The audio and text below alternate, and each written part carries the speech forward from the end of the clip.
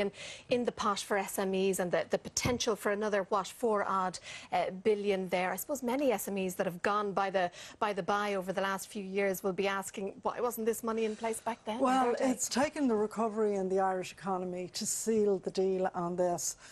This is a proposal I was very involved in, even in opposition. It's modelled on the kind of bank called a KfW that Germany built up after the war, when the country was in physical ruins as well as in economic ruins. So the help this will be to our small and medium-sized businesses is we now have a flow of capital that will be available to the small and medium-sized business sector to invest in the business, and from my point of view in social protection, to grow employment and get people back to work. And this is cheaper money, it's available in longer terms, more favourable terms. And it will be distributed through our high street banks, through our banking system. And really now the next thing is to make sure that in fact the banks at high street level make sure that their SME clients, and all of the banks now are advertising that they're back in the business of lending, but it's lending for very specific projects. Lending for investment purposes. Okay. It's not lending for speculation.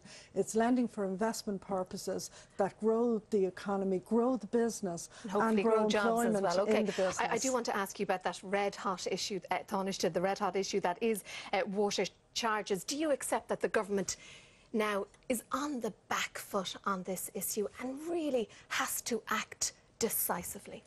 Well, I would say, and a number of people have said it already, that Irish Water really, it's a very ambitious project. It's the ESB of the modern era, as the ESB was at the beginning of the state. I think the idea that it could be done in a very short timescale was over-ambitious. Right, so does that mean that you're putting the brakes on now? Well, what I've been involved in, and I've been working really closely with the officials in my own department, but in other departments as well, like the Department of Finance and the Department of Public Expenditure and Reform, is to get a model where what people want is certainty about the level of charges, and that those charges are modest and appropriate. So are changes afoot then to what we've been talking about? Absolutely, and what I would like to say is that, again, this is part of the recovery of the Irish economy. As a country, we have to invest in water for our own sake, for our own health, but we also have to invest to actually grow the tourism industry. Sure. Dublin last year, this time last year, Dublin had a major water scare and continues to use almost its full allocation of water. What I really want to get from you, Taoiseach, though, is the government's thinking around this area. What kind of changes are we talking about? There's talk about expanding the flat rate charge period. There's also talk today in the newspapers about this €100 tax relief. Now, is that the area that you're in? What we're really looking at is a structure that people can understand and is simple. A structure that gives certainty.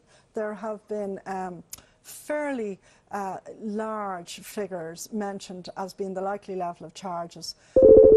Just let me say to people listening at home, the level of charges will be modest, but it will be sufficient for us as a country to secure over the next 10 years a very large 10 billion plus of investment into water infrastructure, and in return the charges will be modest and capped. Now, so you're not talking about changing from the model, the special purpose vehicle, the off-balance sheet model? No, because that that's will great. Stay in place. Because let me say, if we put it back on the government's balance sheet, the problem there is that then we've less room for further tax reductions and, for instance, for further improvement in social welfare measures like we had in the budget just gone. Will there be further concessions? There were sweeteners offered in the budget. Now, are you going over and beyond that? And can you give us an idea of what sort of concessions you're looking at? And it hasn't been concluded, it'll be a couple of weeks more before it will be concluded, is what we're looking at really is, as I said, giving certainty and a fair price for a good service.